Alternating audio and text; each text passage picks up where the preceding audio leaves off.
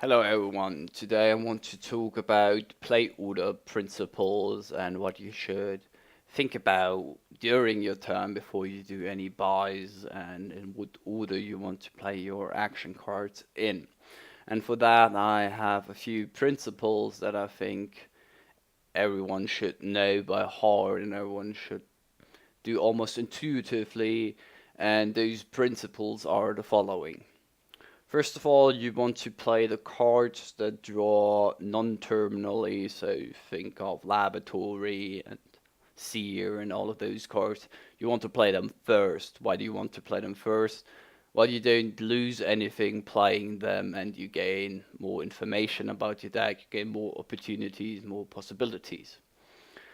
After that, you want to play cards that draw terminally after that, after you play the cards that draw non-terminally first, if you even want to play them at all. Like, say you have a hand of two terminals that don't draw and perhaps a smithy, and you have two actions. Now you have to decide, do I want to play the smithy and perhaps risk not playing my terminal actions, both of them anyway, or do I just stop here and not play the smithy?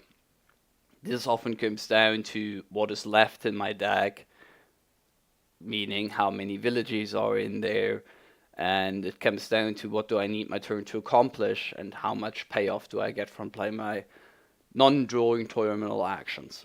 So that's something to always keep in mind, that maybe you just don't play them at all. And I think sometimes I see people play their draw even though it would be better to just stop and take what they already have in hand. Then you want to listen to the advice of playing cards that can sometimes draw last, which means cards that, for example, Wishing Well. Wishing Well gets better the closer you get to your discard pile, or the smaller the amount of cards in your deck. Which means if you play the other cards first, the amount of cards in your deck is smaller, so you have more information, or you're just likelier to have a successful wish than at the start of your shuffle. Pretty simple, I think. Another thing is Herald, for example, which after drawing a card flips the top card and then plays it if it's an action. Also is a card that wants to be played last. Why? Well, let's say you have a Lost City and a Herald in hand, and we take the two cases of you play the Lost City first and then the Herald, and we take the case of playing the Herald first and then the Lost City. So, let's say we play the Lost City first. We draw two cards, Herald draws a card, and now flips a card from our top deck. So we have 4 card search space for an action card that continues our turn. Whereas if we play the Herald first, we only have 3 card search space, because the card we flip, if it's not an action, gets redrawn by the Lost City. So our chances of continuing our turn are much higher if we play the Herald last. Same thing applies for similar cards, of course. Another thing you want to know is that cards that make your opponent choose something, for example Advisor or Envoy, you want to play them as soon as you possibly can. Again, maybe you don't play the Envoy at all, so if at all, same thing as drawing terminally. Why? Well, you give your opponent more information about what you want in your hand. If you, for example, play 3 villages before you play your Advisor, your opponent is probably thinking, well, I guess he doesn't need a village, he probably needs a terminal draw card, so he denies you the draw card. Whereas if you hadn't played those villages before, he would have a harder choice making a good decision. Same thing for Envoy, same thing for Advisor. Another thing is cards that make you choose, as opposed to your opponent, should be played as late as you possibly can.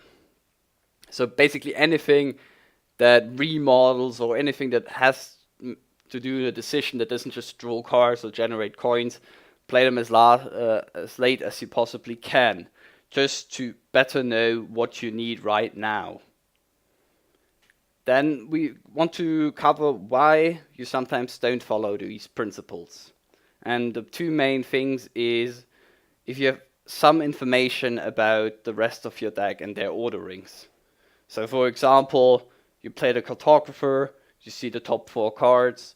Well, you're gonna play the Wishing Well now that it's guaranteed, as opposed to playing your Laboratory first and potentially losing knowledge of the top cards of your deck.